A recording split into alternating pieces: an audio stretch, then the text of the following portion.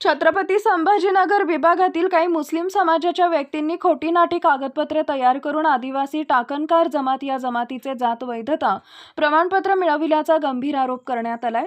या प्रकरणांमध्ये पैशांची मोठी देवाणघेवाण झाली असल्याचा आरोप तक्रारदार यांच्याकडून करण्यात आलेला आहे।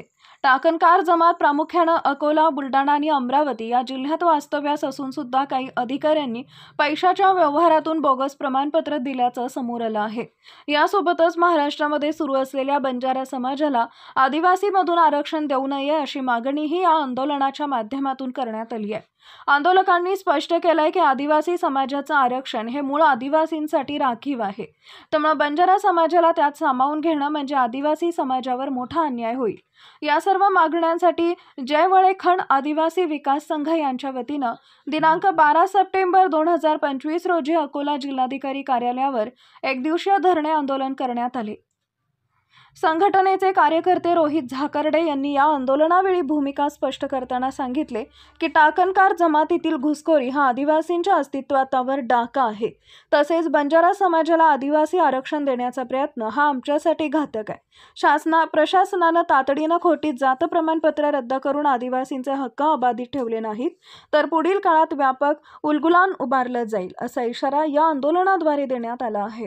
टाकणकार जमात ही फक्त अकोला, बुलढाणा आणि अमरावती या ठिकाणी वास्तव्यास आहे आणि हे शासनाला माहीत असताना सुद्धा छत्रपती संभाजीनगर पडताळणी समितीने त्यांना बोगस सर्टिफिकेट दिलेले आहे। म्हणजे कुठेतरी यांनी पैशाचा व्यवहार त्यांच्यासोबत केला हे आमचा स्पष्ट आरोप आहे।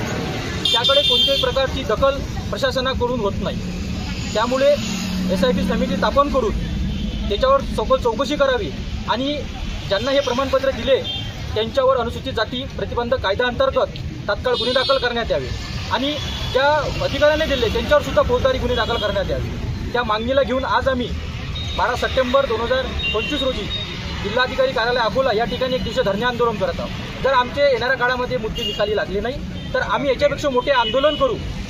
याचा सर्व जबाबदार हे प्रशासनाचे आहे। जर आपण आता बघत आहोत की महाराष्ट्रामध्ये कोणतीही जमात जात उठत आहे आणि एकच म्हणत आहे की आम्हाला आदिवासीचं आरक्षण द्या, आदिवासीचं आरक्षण द्या। म्हणजे याकडे कुठेतरी एक चुकीची बाब महाराष्ट्रामध्ये सुरू आहे। एकीकडे आदिवासी विद्यार्थी बेरोजगार फिरत आहे, त्यांच्या कोणत्याही पदभरतीचा मुद्दा निकाली लागत नाही। 2017चा सुप्रीम कोर्टाचा निर्णय आहे तर तात्काळ पदभरती झाली पाहिजे, पण अजूनपर्यंत हे सरकार पदभरती घेत नाही। कुठेतरी आदिवासी विद्यार्थ्यावर अन्याय करत आहे, संपूर्ण आदिवासी समाजावर अन्याय करत आहे। त्याकडे कोणताही आमदार बोलायला तयार नाही, कोणता खासदार बोलायला तयार नाही। या महाराष्ट्रातून 25 आमदार निवडून जातो, 4 खासदार निवडून जातो, परंतु आदिवासी समाजाची भूमिका घेत नाही। येणाऱ्या काळामध्ये यांच्या घरावर सुद्धा आम्ही मोर्चे काढू आणि आमच्या पदभरतीचा मुद्दा निकाली लावू।